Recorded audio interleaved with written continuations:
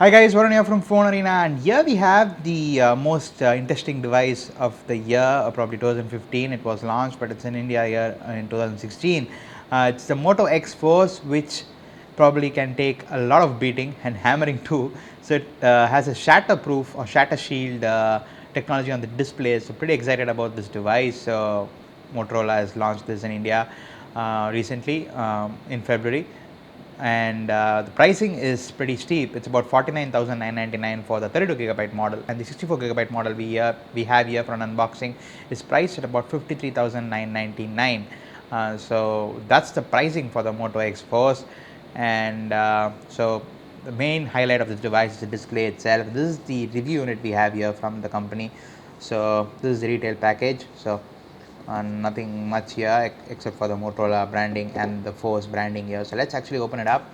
This unit might have been opened already, but most of the contents are intact, so we thought we'll do an unboxing. So you can see the device is placed. Beautiful back cover here. It's the casing, so it's non-removable. So this is the device itself, the Moto X Force.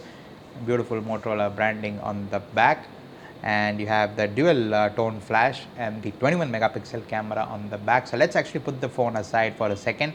So this is the device itself, so let's put that aside, and here we have the um, turbocharger. So this device is powered by a Qualcomm Snapdragon 810 processor, so it also supports the quick charge 2.0 standard.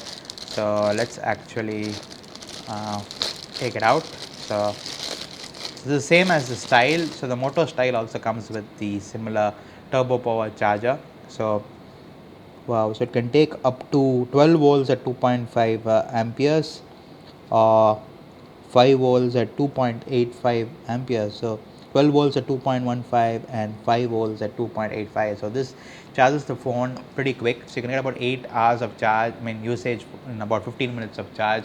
That's what Motorola claims, and it's got really good battery life from what I've been hearing from people.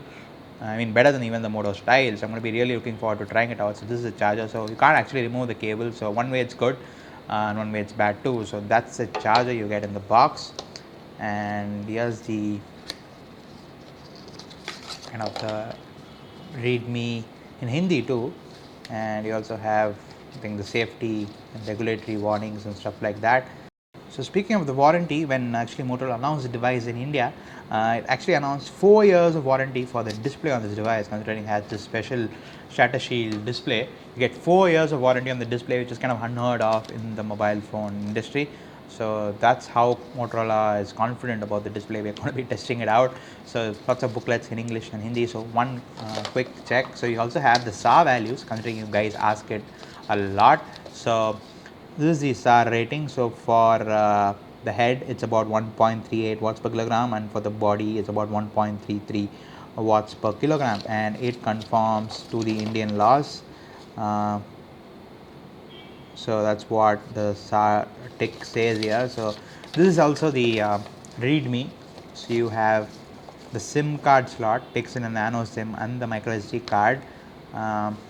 And all that stuff. So it runs on pretty much stock Android. When I actually powered on the device, it actually said downloading an update for Marshmallow. So we already downloaded the update and applied it just to make sure that we show you the device in the latest software version. So this is the Shatter Shield display. Your phone is guaranteed not to crack or shatter, but be careful, you'll still need to guard against scratches and other minor damage. So that's the display tech. So let's put that aside. Also get a pair of earphones and a micro, I think it's an in-ear earphones, pretty decent ones, and you also get a SIM ejector tool here. So this is the SIM ejector tool. So let's actually show it to you before we go around the device. So here we have it. So this is basically same tray for both the, so you can actually use it as it's actually got a hybrid SIM card slot. So although the specs say single SIM, so it has two SIM card slots. Its second one can take a micro SD or a SIM, which is pretty similar to what Lenovo is also doing with their devices now, hybrid SIM tech. So I would personally prefer something like what is there on my Moto style. So this device has both dual SIM functionality plus an SD card slot as well. So I basically have two SIM cards in there and also a 200 gig SD card.